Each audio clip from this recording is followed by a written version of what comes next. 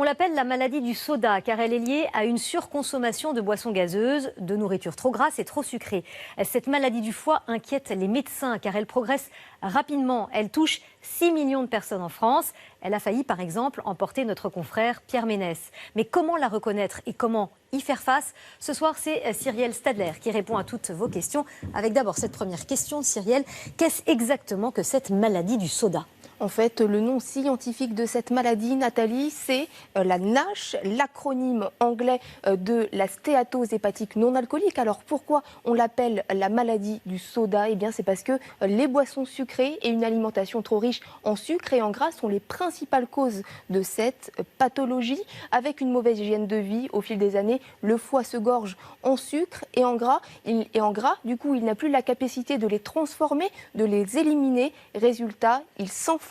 Une cirrhose du foie peut alors se déclarer ou dans 5% des cas, un cancer. Et chez certains patients, il ne reste alors comme solution que la greffe du foie.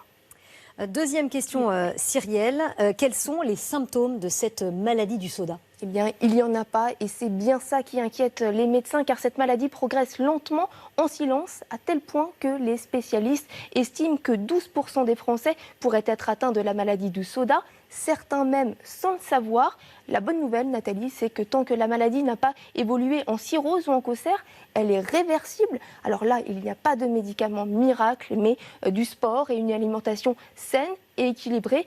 Bannissez donc notamment les boissons sucrées et si pour vous c'est vraiment impossible, privilégiez les sodas sans calories, mais attention, toujours sans excès. Les médecins constatent que dans certains cas, ce régime suffit à faire diminuer la taille du foie. Très bien, ça veut dire que le foie peut se régénérer et revenir en bon état. Alors cette maladie touche-t-elle aussi les enfants? Oui, malheureusement Nathalie, même si elle apparaît principalement chez les adultes en surpoids entre 40 et 50 ans, les spécialistes constatent qu'il y a de plus en plus d'enfants en consultation pour cette maladie. Des chiffres alarmants car d'ici à 2030, les scientifiques estiment que 50% de la population mondiale pourrait être touchée.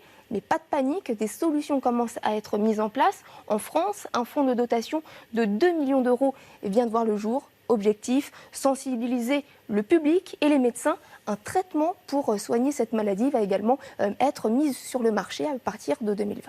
Merci Cyrielle. Et puis on le rappelle, boire de l'eau, manger sain, faire du sport. Merci beaucoup pour ces informations.